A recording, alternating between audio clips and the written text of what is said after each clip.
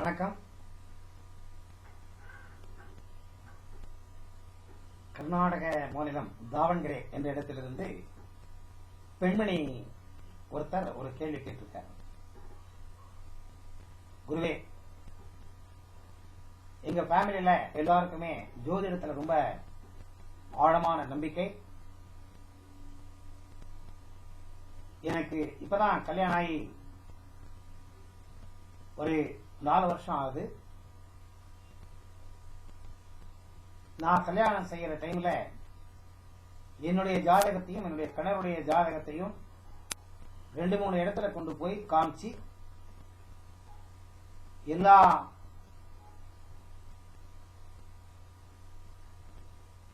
கூட்டங்களும் கூடி வருது.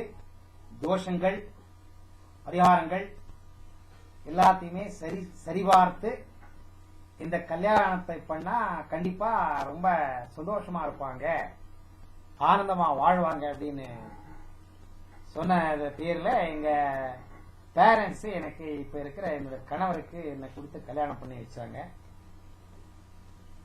ஆனா தினமும் சண்டைதான்.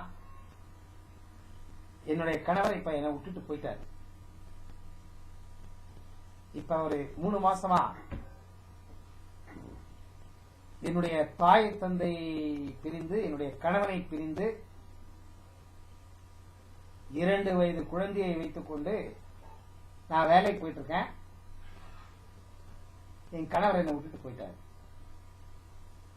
அப்ப ஜாதகத்துல சொன்னது பொய்யா அப்படின்னு கேட்டிருக்காங்க. அருமையான கேள்வி.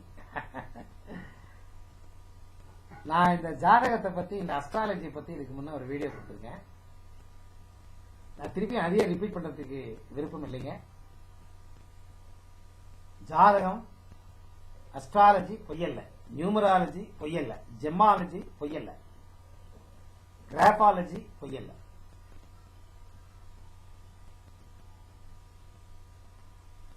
உடம்புல, இதயத்துல ஏதோ ஒரு பக்கத்துல ஆர்டரிஸ் பிளாக்கேஜ் ஆயிருக்கு அப்படின்னு கண்டுபிடிக்கிறாங்க. இந்த பிளாக்கேஜ் ஆனதுக்கு காரணம் என்ன?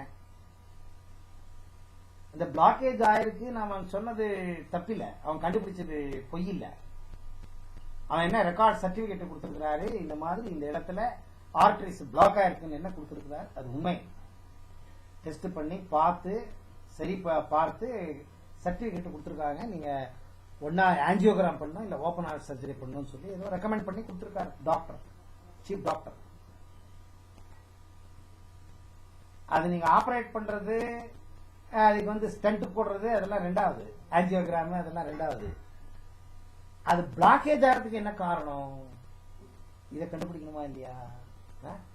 அதை விட்டுட்டு நீங்க அது தப்பா இருக்குமோ தப்பா இருக்குமோ தப்பா இருக்குமோ இன்னும் 28 இடத்துல போய் செக் பண்ணீங்கன்னா எல்லா இடத்துலயும் ஒரே ரிப்போர்ட் தான் வரும். இந்த மாதிரி இந்த அஸ்ட்ராலஜிங்கிறது, இந்த கோள்கள், இந்த பிளானட் என்ன இருக்கு, இதெல்லாம் வச்சு இது ரொம்ப 1000 வருஷத்துக்கு முன்னாடி இத கண்டுபிடிச்சாங்க. ஆனா அதையே ஃபாலோ பண்ணிட்டு போறது முட்டாள்தனம். ஏன்னு கேட்டீங்கன்னா, இந்த நியமமே, இந்த உலகமே ஒரு வைப்ரேஷன்ல இயங்கிட்டு இருக்கு, ஒரு எனர்ஜினால இயங்கிட்டு இருக்கு. அந்த எனர்ஜிங்கிறது தான் நம்ம கடவுள்னு சொல்றோம். அந்த எனர்ஜியை போய் கண்டுபிடிச்சு அதெல்லாம் பண்றேன்னா அது முடியாத வேலை. அது ஏதோ ஒரு எனர்ஜி எல்லாத்தையுமே இயக்கிக்கிட்டு இருக்கு. ஒரு அஸ்ட்ராலஜர் அவன் அந்த கிரகங்களை பார்த்து அது என்னென்ன கொடுத்திருக்கு, என்னென்ன சொல்லிருக்கு, அதை பார்த்து அவன் கொடுக்கிற ப்ரெடிக்ஷன் சரி. ஆனா இந்த உலக வாழ்க்கையில நீங்க எப்படி வேணா இருக்கலாம், எல்லாம் நான் ஒத்துக்கிறேன், அஸ்ட்ராலஜி பிரகாரம் தான் வாழணும் அப்படின்னு நினைச்சிட்டு தான் தொடங்குறோம். இது என்னன்னு கேட்டீங்கன்னா, நான் திருப்பி இதுக்கு முன்னாடி ஒரு வீடியோ கொடுத்திருக்கேன் பாருங்க. அந்த வீடியோ சொன்னேன் நானு. நீங்க உங்க அம்மா அப்பா உங்களை எப்படி வளர்த்திருக்காங்க, உங்க கணவரை அவங்க அம்மா அப்பா எப்படி வளர்த்திருக்காங்க, உங்க கணவருடைய தாத்தா பாட்டி அவங்கள அவங்க அம்மா அப்பா இப்படி வளர்த்திருக்காங்க. இந்த மாதிரி இது ட்ரெடிஷனா கேரி ஓவர் ஆயிட்டே இருக்கு. அதனால உங்க தலையில என்ன ரெக்கார்ட் ஆயிருக்கீங்கன்னா, உங்க அப்பா உங்க அம்மாவை எப்படி நேசிச்சாரு, அந்த மாதிரி உங்க கணவர் உங்களை நேசிப்பாருன்னு நீங்க நினைச்சிட்டு இருக்கீங்க. ஆனா அந்த பையன் மனசுல அவங்க அம்மா இல்ல அவங்க அப்பா அவங்க 2 பேரும் எப்படி ஒருத்தர் நேசிட்டாங்க அதுதான் தலையில ரெக்கார்டா இருக்கு. நீங்க என்னதான் சினிமா பாருங்க, என்னதான் புஸ்தகத்தை படிங்க, அதெல்லாம் கேட்கறதுக்கு பாக்குறதுக்கு நல்லா இருக்குமே தவிர வாழ்க்கைக்கு அடாப்ட் பண்றது ரொம்ப கஷ்டம், முடியாது. இங்க அஸ்ட்ராலஜி பொய்யா தப்பான்னு கண்டுபிடிக்கிறத விட கல்யாணம் ஆயிடுச்சு, நீங்க யாரு அவர் யாருன்னு ஒருத்தருக்கு ஒருத்தர் புரிஞ்சு போச்சு. இந்த ஏற்றத்தாழ்வுகள் எப்படி இந்த மாட்டு வண்டி போறப்போ ஒரு இடத்துல இப்ப விடுங்க ரோடெல்லாம் நல்லா பிளைனா இருக்கு, ஏரோப்ளைன்ல போற மாதிரி இருக்கு, ரோட்ல போறத டிஃபரன்ஸே தெரியாது. ஆனா அப்பெல்லாம் எருது வண்டி எடுத்துட்டு போனாங்கன்னா மேடு பள்ளமா இருக்கும் ரோடு, இந்த எருது இப்படி போச்சுன்னா இன்னொரு எருது அதை தாங்கிக்கும், அந்த எருது இப்படி போச்சுன்னா இந்த எருது இப்படி தாங்கிக்கும்.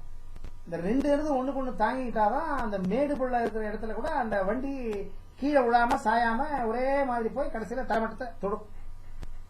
அதுதான் வாழ்க்கை. சில ஏறுபேர்கள் உங்க கணவர்கிட்ட இருக்கு, அதே மாதிரிதான் சில ஏறுபேர்கள் உங்ககிட்டயும் இருக்கு.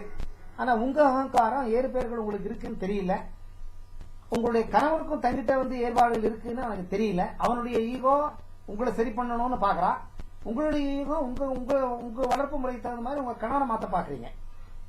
இங்க என்ன ப்ராப்ளம் வருதுன்னா கணவன் மனைவி மத்தியில எந்த அஸ்ட்ராலஜியும் எந்த ஜோதிடமும் மத்தியத்துக்கு வராதுங்க. இது கேரக்டர் டிஃபரன்ஸ்.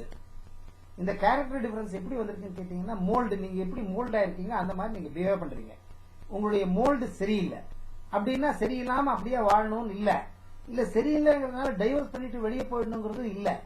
எல்லாமே வாழ்க்கையை திருத்திக்கிறது தாங்க. நம்மள நாம தப்ப திருத்திக்கிட்டா கண்டிப்பா கண்டிப்பா கண்டிப்பா வாழலாம். அதுக்கு போய் நீங்க அஸ்ட்ராலஜர் கிட்ட போய் அவன் ஏதோ ஒரு ஹோமம் பண்ணு, அதுக்கு 5000 கொடு, 10,000 கொடு, 20,000 கொடு, அந்த கோயிலுக்கு போ, இந்த கோயிலுக்கு போ, அங்க நமஸ்காரம் பண்ணு, அங்க ஏதோ ஒரு செடி இருக்கு அதை கொண்டு வந்து உங்க வீட்டுல நடு, ஒரு பூ இருக்கு அதை போடு, இந்த கலரா இருக்கிற தண்ணியை போட்டுக்கோ, இந்த உடுப்பை உடுத்திக்கோ, எல்லாம் பண்ணியும் உங்களுக்கு மாறுதல் கிடைக்காது. ஏன்னா மாறுதல் ஏற்பட வேண்டியது உங்களில். கடவுள் மாற மாட்டார், கடவுள் சரியா தான் இருக்கிறார். நீங்க சரியில்லை, நான் சரியில்லை, நம்மள நாம சரிப்படுத்திக்கணும். ஜோதிடம் ஜெனரலா உங்களுக்கு ஒரு என்ன சொல்றது, ஒரு கான்பிடன்ஸை கொடுக்கறதுக்காக கடவுள்கிட்ட போங்க, அந்த மாலையை போட்டுக்கோங்க, இந்த கலரை பண்ணுங்கன்னு அவர் சொல்றாரே தவிர ஒரு கான்பிடன்ஸை பில்டப் பண்றதுக்காக அந்த மாதிரி சொல்லிருக்கலாம். எந்த ஜோதிடரையும் நான் தவறு சொல்லல. உங்களுக்கு ஒரு செல்ஃப் கான்பிடன்ஸ் வர்றதுக்காகவும் செல்ஃப் மோட்டிவேஷனுக்காகவும் சிலவற்றை அவங்க சொல்லி இருக்கலாம். நீங்க மோட்டிவேட் ஆகிறது இல்ல, கான்பிடன்ஸ் இல்ல, ஏன்னா டோட்டலா நீங்க நெகட்டிவ். நீங்க என்னென்ன எல்லாம் இன்ஸ்டன்டா கேக்குறீங்க. ஒரு ஒரு கோலை எடுத்து இப்படி திருப்பிட்டா அவங்க புருஷன் உங்ககிட்ட வந்துடணும், ஒரு கோலை எடுத்து இப்படி திருப்பிட்டா அவங்க புருஷன் உங்களை விட்டு போயிடணும். அது நடக்காதுங்க, அது நடக்காது, கண்டிப்பா நடக்காது. ஒன்னா நீங்க சேஞ்ச் ஆகணும், இல்ல உங்க கணவர் சேஞ்ச் ஆகணும். ஜோதிடங்கிறது ஒரு சப்போர்ட்டை தவிர அதையே முழுமையா நம்பி எந்த ஜோதிடனையும் தப்பு சொல்லக்கூடாது, எந்த ஜோதிடத்தையும் நம்பி முழுமையா வாழ்க்கைய முன்னாடி போட்டுட்டு போக கூடாதுங்க. நம்மள நாம மாத்திக்கணும். நம்மள நாம மாத்திக்கிறதுலாங்க இன்பம் இருக்கு. நம்மள நாம மாத்திக்கிட்டா 90 வருஷம் வரைக்கும் கணவன் மனைவி உங்களோட ஆயுள் இருக்கிற வரைக்கும் யார் முன்ன போறாங்களோ பின்ன போறாங்களோ தெரியாது, இணைந்து வாழலாம். வெளிநாட்டுல அந்த கல்ச்சர் இல்ல, வெளிநாட்டுல அந்த அட்ஜஸ்ட்மெண்ட் கல்ச்சர் இல்ல. ஈகோ தான் முன்னாடியா இருக்கு, பணம் தான் நிறைய பேசுது. அந்த மாதிரி இந்தியாவும் கன்வெர்ட் ஆயிட்டு இருக்கு. இந்தியா அந்த மாதிரி கன்வெர்ட் ஆகக்கூடாதுங்க. நமக்குன்னு ஒரு கல்ச்சர் இருக்கு, அந்த ட்ரெடிஷன் வழியா தான் நாம போகணும். அதனால நான் உங்களை வேண்டி என்ன கேட்டுக்கிறேன்னா, எல்லா மனக்கசப்பையும் விட்டுட்டு நீங்க சரண்டர் ஆகிறதுனால எந்த விதமான தப்பில்லை. உங்க குழந்தைக்காக, நீங்க பெற்றிருக்கிற அந்த 2 வயது குழந்தைக்காக, அதுக்கு இன்னும் வாழ்க்கை இருக்குங்க, அதை காப்பாத்துறதுக்காக நீங்க உங்க கணவருக்கு சரண்டராய் அவர் சொல்றதை கேட்கறதுனால எந்த விதமான தவறில்லை. எந்த ஆணும் தப்பான வழிக்கு போன்னு சொல்ல மாட்டார். அப்படி சொல்ற கணவர் மட்டும் நீங்க அட்ஜஸ்ட் ஆகாதீங்க. உங்க கணவர் அது மாதிரி இருக்க மாட்டார்னு நினைக்கிறேன். ஏதோ சின்ன சின்ன விஷயத்துல உங்களுக்கு டிஃபரன்ஸ் ஆஃப் ஒப்பீனியன் வந்திருக்கும்னு நினைக்கிறேன்.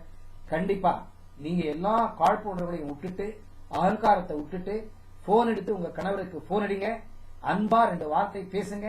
அவங்க இத்தனை வருஷம் உங்க கூட பழகினதுல சில நல்லதெல்லாம் அவங்களுக்கு சொல்லியிருப்பாரு, உங்ககிட்ட இருக்கிற நல்லதை அவர் அப்ரிஷியேட் பண்ணிருப்பாரு.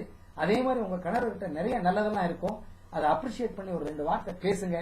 அடுத்த ட்ரெயினோ, அடுத்த பஸ்ஸோ, அடுத்த பிளைட்டோ ஏறிட்டு உங்க வீட்டு முன்னாடி வந்து நிற்பாரு. ஒரு முளை பூவோட உங்களை பாப்பாரு. ட்ரை பண்ணி பாருங்க. நன்றி, வணக்கம்.